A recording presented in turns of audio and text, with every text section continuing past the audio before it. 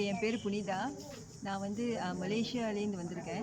மலேசியாவில் ஒரு தீவு இருக்குது, ஒரு ஐலண்ட். அது வந்து பினாங். நான் அங்கே அந்த தீவுலேருந்து தான் வந்திருக்கேன். எனக்கு வந்து வரமுறை வந்து எனக்கு டயபெட்டிஸ் ரொம்ப ஹாயாக இருந்துச்சு. என்னோடய ஃபிங்கர்லாம் ஸ்வாலனாக இருந்துச்சு.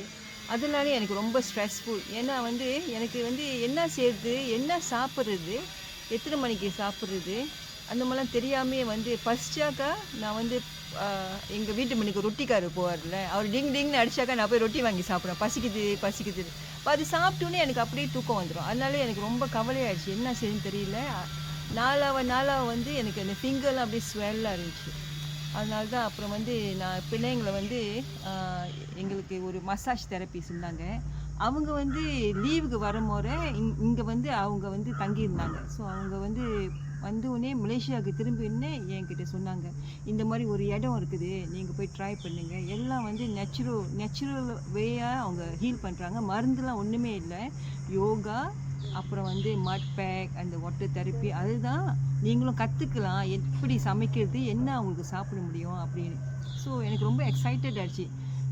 பகவான் வந்து ஒரு வழி கொடுத்துருக்காரு, சரி இந்த வழி போகணும். ஸோ அதனால் வந்து உடனே வந்து இடம் புக் பண்ணிவிட்டு, டிக்கெட் புக் பண்ணிவிட்டு, அவங்கள 100% நம்பி, அவங்கள்ட்ட நான் கேட்கக்கூட இல்லை, நான் எங்கே போகிறேன், என்ன பேர், அது கூட கேட்காம 100% அவங்கள நம்பி நான் வந்தேன்.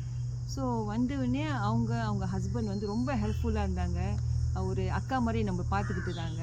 அப்புறம் வந்து இங்கே நான் வந்தேன். வந்தோடனே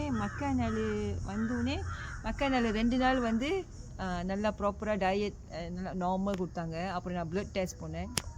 ப்ளட் டெஸ்ட் வந்தோடனே அப்புறம் வந்து டயபெட்டிஸ்க்கு என்ன டயட் வந்து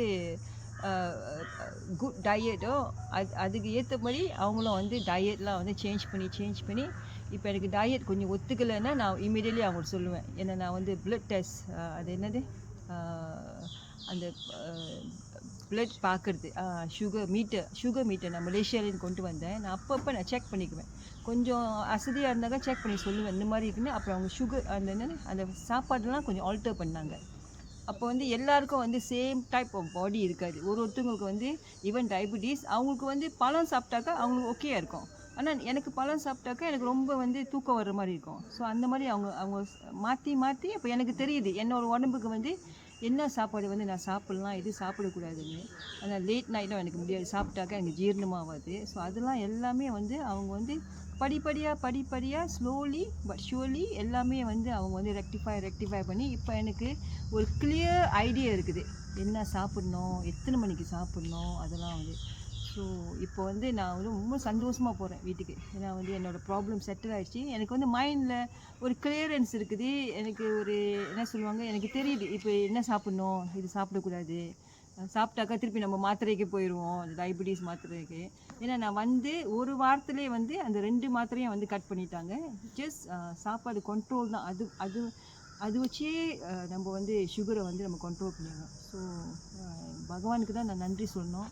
இந்த மாதிரி இடம் இருக்குதுன்னு அவர் தான் அனுப்பியிருக்காரு. இந்த மாதிரி ஆள் வந்து என் வாழ்க்கையில் வரணும், இந்த மாதிரி சொல்லணும்னு. ஸோ நன்றி, வணக்கம். ஓகே, என் பேர்